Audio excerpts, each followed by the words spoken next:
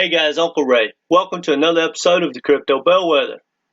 Have you ever asked yourself why it is that Ripple seems to be in the news constantly of bringing on a new bank, going into another country, hitting amazing numbers quarter over quarter, yet the token just keeps going down, keeps going down. So Ripple is getting way more valuable, making all this money, but XRP just keeps going down. Now, I understand there's the issue with the SEC, and we're going to talk about that. But I think there's a lot more going on that people don't understand, especially when I see these influencers talking about these bizarre numbers and how XRP is going to take over the world and outdo Ethereum and all this crazy stuff. But there's no real merit behind it.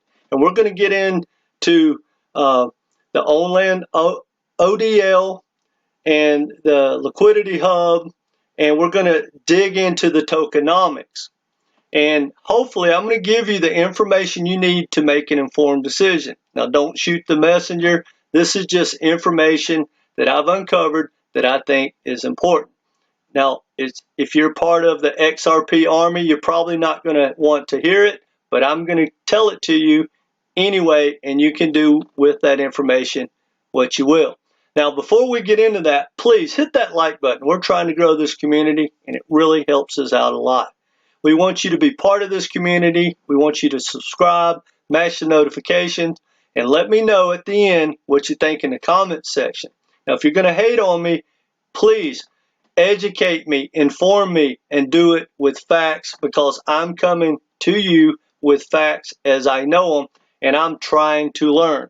And quite frankly, as a trade, I truly believe XRP is one of the best trades that anyone can make to hold for, say, a couple of weeks after we get the SEC announcement. Then we will take it from there. But as far as a long-term hold, well, we'll just have to see. So let's get into it. Now, right off the gate, the number one product that Ripple has is its own Liquidity Hub. Well, as you can see on the screen, has nothing to do with XRP. You can go back and forth with their payments and their systems using Litecoin, Ethereum, Bitcoin, and Bitcoin Cash. There's no reason whatsoever to use XRP. No opportunity there. And when you really dig into the products that Ripple has, and they're bringing new products on every day, at best, there's only about 25% of everything they offer have to do with the token. Now, let's get into cross-border payments. Now, that's the cross-border payment chart. Yes, that's how it works. The institutions bring their money in, they use XRP token to switch it out, and then they pass it on to the other institutions or people or wherever it's going. Phenomenal system. It's not about not being a great system, a great protocol, and change in the future. But let's look at the on-demand liquidity. Now, here's the issues that I have, guys. When you read, and this is a little bit old because it's the end of the year of last year, but Ripple is making, Ripple, not XRP, are just blowing it out of the water. They're growing in 20 different countries. Since Q3 of last year, RippleNet more than doubled their ODL transactions, up 130% quarter over quarter, guys. That is absolutely amazing. The ODL transactions accounted for 25% of the total volume across the network. That's not profit, that's just volume. But now it says, while our U.S. ODL flows were essentially halted due to regulatory uncertainty, international ODL volume has continued to surge, with volume growing over 25x since Q3. Now, from what I can tell, everything that Ripple has set up, for the most part, is for them to make profit at Ripple, not at for the XRP army and for me and you. Now, let's get in, that chart I just showed you. I want you to understand something, because this bothers me more than anything, and this is going to kind of lean into the tokenomics. Now, it talks about how they need XRP for cross-border payments, which is the ODL part of it. And then it says, to facilitate these instant payments, Ripple will source XRP from its balance sheet or from the open market. Well, they're not bringing it from the open market at this point, and they have no reason to, which that leads us into the tokenomics. Guys, we have a billion tokens, right, out of 52 billion put on the market every single month. Now, when they bring on a new customer, in my opinion, that customer should have to go into the market and get XRP, but they don't. Ripple takes their tokens out, throws them on the market, which is actually pushes the price down, which the price should be going up. And then they basically, if you do the math for the next 5.5 years, they're going to be flooding the market at 14.25 billion tokens a year. That's over $1 billion a month. That's 40 million XRP tokens a day, guys, a day. Now, and that's if XRP was at $1. Now, so what I'm trying to get you to understand, guys, is when they go into their inventory, whatever profit there was didn't hit the XRP token. The token didn't make a penny, and it got beat down because of the transaction, because now there's more XRP on the market. Guys, if you do the math, roughly the XRP inflation, right, is 28.5%. So that basically means XRP token has to rally 28.5% growth every year for the next 5.5, 6, 7 years to just stay neutral. There's no profit in there. So if you'll look at that and you look at the tokenomics, in my opinion, everything about Ripple is set up for Ripple to make money, and they use the XRP token for one big cash flow source. Now, you think about it, guys. Ripple, in my opinion, is cutting edge. It's all world. I want to get in on the IPO. I think it is the future. I like everything about it. Now, someone that is that smart, that has created such a badass powerhouse cutting edge technology, do you think for a second that they've set XRP token up so that you can dig into their profits? No, they've set it up so that Ripple will maximize their profits, and when they go public, it will explode. Because, guys, there's a lot of money for the founders to make off of the XRP token, but you've never seen, it is unbelievable what happens when Ripple goes public on the stock exchange. That IPO is going to go through the roof. I highly recommend it to everyone if you can get in on it. This is not financial advice. But guys, I really want y'all to understand tokenomics matters. And for XRP to get back and exceed its old high is going to be really, really hard. Now, I think, this is my own thoughts, when we get the announcement and some clarity, depending on what the announcement is, you're going to see XRP go to the moon short term. It's going to rally. It's going to take out its old high. I have no doubt. It may run up, I don't know, $3, $4, $5. Somehow, if the momentum gets behind it, it could rally to $10. But guys, it's not going to be long term. There's no reason for XRP token to keep rallying.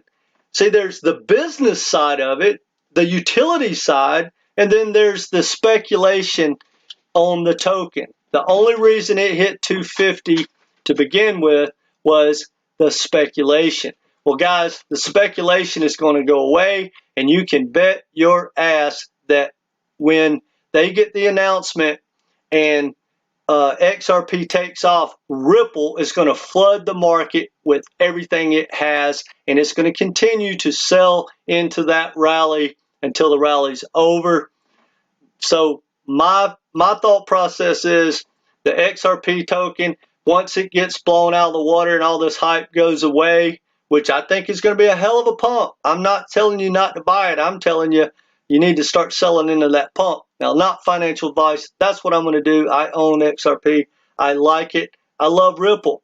But I'm telling you, the tokenomics are not set up for us to win long term. XRP with the tokenomics, at least for the next 5 years, has no reason to pump and maintain that pump. It's just not going to happen, guys. It's just math.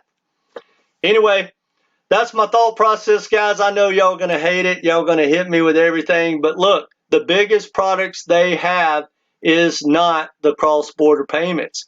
It's all the other products. And the banks like Bank of America is not buying XRP. They're not doing it.